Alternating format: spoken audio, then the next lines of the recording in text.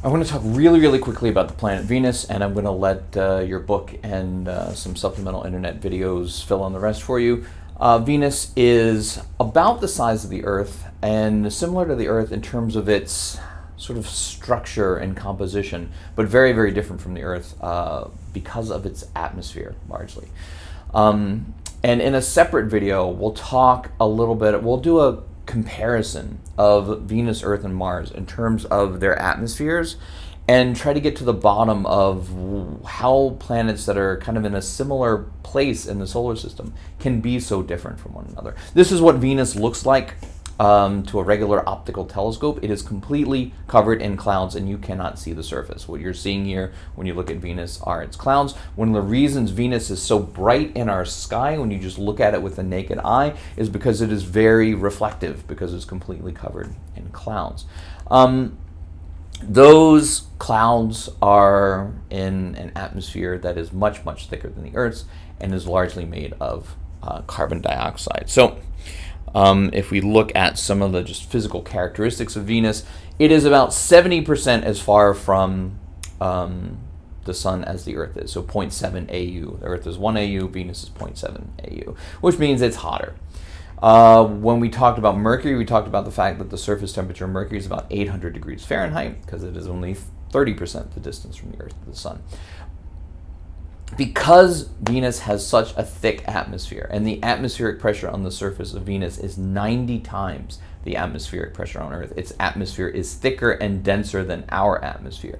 And because that atmosphere is almost entirely carbon dioxide, 96% CO2, Venus has a huge greenhouse effect. Hopefully everybody knows what the greenhouse effect is and how it works on the Earth.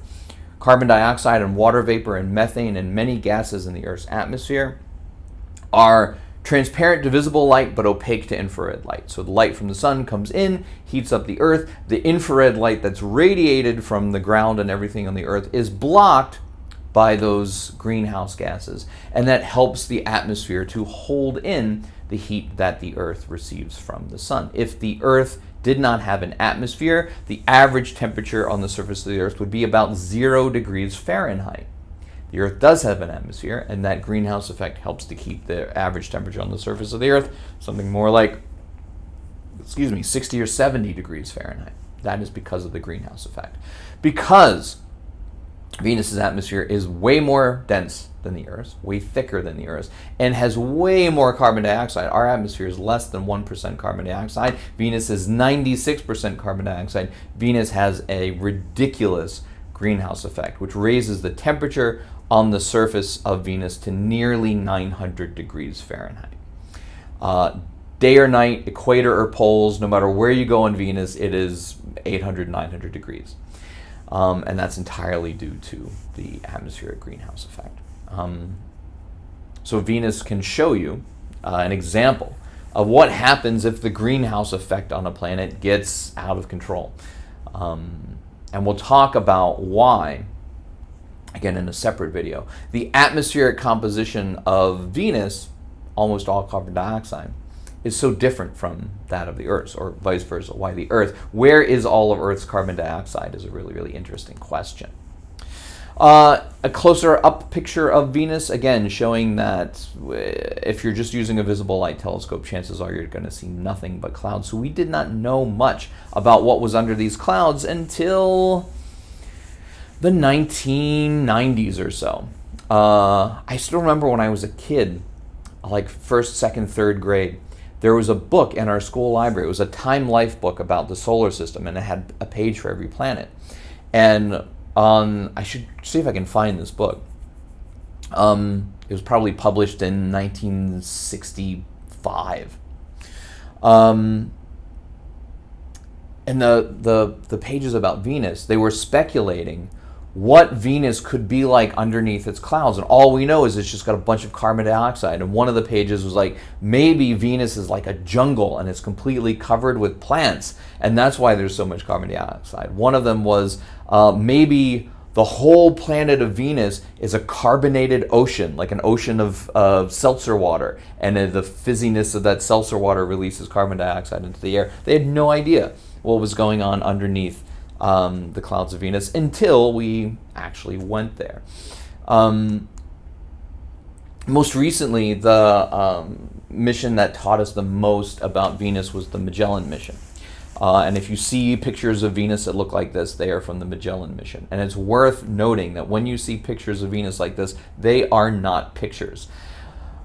You can't see through the clouds of Venus, so what Magellan did was to make radar maps of the surface of Venus, send radio waves to the surface. They bounced off and bounced back, and by recording how much those radio waves are scattered, you get a map of the texture and the altitude, the height of the surface. So these pictures from Magellan are radar maps of the topography of Venus that have been colored to match what we believe the chemical composition of Venus's surfaces. So they're not exactly photographs.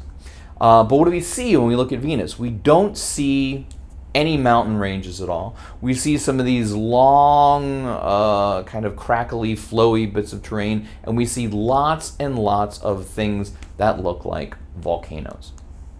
Venus is the most volcanically active object in the system. There are more than 150 volcanoes on the surface of Venus that are larger than the island of Hawaii, one of the biggest volcanoes we have here on the Earth.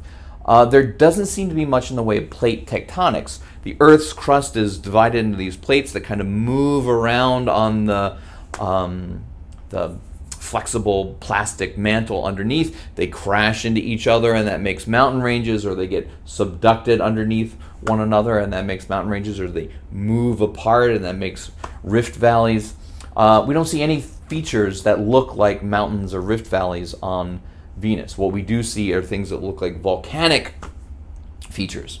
Because there's no plate tectonics, because the Venus's crust is not divided into plates that can move, we think that what happens is heat builds up underneath the crust of Venus, and it doesn't have any release valve. The motion of crustal plates on the Earth is a sort of way for the energy inside or underneath those plates to be released through kinetic energy and earthquakes and things like that. Venus just gets hotter and hotter and hotter inside, and it looks like what happens to the crust of Venus is every 100 million to billions of years, the whole surface melts and then re-solidifies again. So the crust we're looking at when we're looking at the crust of Venus may be relatively young. I don't know what our estimates are for the age of the crust of Venus. Maybe a 500 million years, as opposed to the oldest places on the Earth where you can find crust that hasn't been melted by plate tectonics is 3-4 billion years old. So the dynamics of the crust of Venus are very, very different from the dynamics of the crust of the Earth.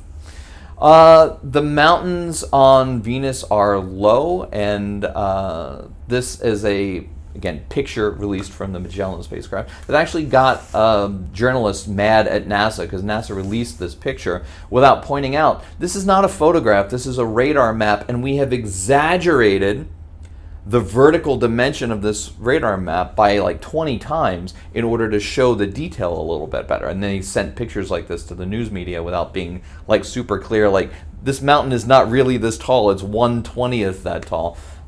This is just a radar map, and we can set the vertical scale at whatever we want. So the mountains we see on Venus are largely volcanic. We see these things that look like lava flows across the surface, and there's evidence of a very dynamic, very young surface that's constantly being altered by volcanic activity. This volcanic activity also releases things like hydrogen sulfide into the atmosphere, and the atmosphere of Venus also contains things like sulfuric acid and pretty nasty stuff. It's a pretty unpleasant place, the surface of Venus. We have landed on the surface of Venus once. I think we tried to land a bunch of times, and by we mean humanity. There was a space program in the 1970s called Venera by the Soviet Union that successfully landed a couple of probes on Venus, unsuccessfully crashed a couple of probes on Venus. Of the, I think, 10, 11, 12 Venera missions, one survived on the surface long enough to send back a few photographs. So these are pictures of the spacecraft basically taking a picture down at its feet. You can see the spacecraft is right here, and you can see a kind of fisheye lens picture of the surface of Venus. What does it look like? It's rocky. The rocks are eroded by wind and by the action of the atmosphere, which includes, it doesn't rain on Venus exactly, but the atmosphere has sulfuric acid in it, so you can think of it as kind of a corrosive atmosphere. So wind and weathering makes the rocks look not too terribly different from the rocks in a windy desert on the Earth. These spacecraft only lasted for about 10, 15, 20 minutes before the heat fried their electronics and then they couldn't function any longer. So we have had pictures from the surface of Venus. It is a very difficult place to land and survive for very long, so we've never sent any rovers or anything like that. There are some plans afoot, some ideas that I don't think they're in the we're building this and ready to launch it yet. It's just ideas. Maybe we could explore Venus this way. Ideas for, instead of landing on Venus, sending essentially giant blimps to Venus that would hover in the atmosphere of Venus and study Venus's atmosphere, and maybe be able to get some pictures of the surface through half as many clouds or a quarter as much atmosphere as trying to shoot it from the outside. There have also been discoveries recently about chemical compounds in the atmosphere of Venus that are surprising, and some of which are even the byproducts on Earth anyway of biological activity. Does that mean we think there's life on Venus? Probably not. It's so hot that certainly life could not exist on the surface. Any organic molecule is going to be broken down by 800, 900 degree temperatures. There is the tiniest possibility that you could imagine bacteria that live in the atmosphere just kind of floating around, but it's a very, very big stretch. Venus is almost certainly not inhabited, although there is some kind of interesting chemistry going on in the atmosphere that we don't entirely understand, and that's one reason to send some more spacecraft back to Venus and explore and see what we can find there. As I said, Venus is most interesting as a comparison to the Earth. About the same size, has an atmosphere, but the atmosphere is very different, and the crust is very different, and it's worth asking some questions. Why? And we will talk about some of those why questions in a later video.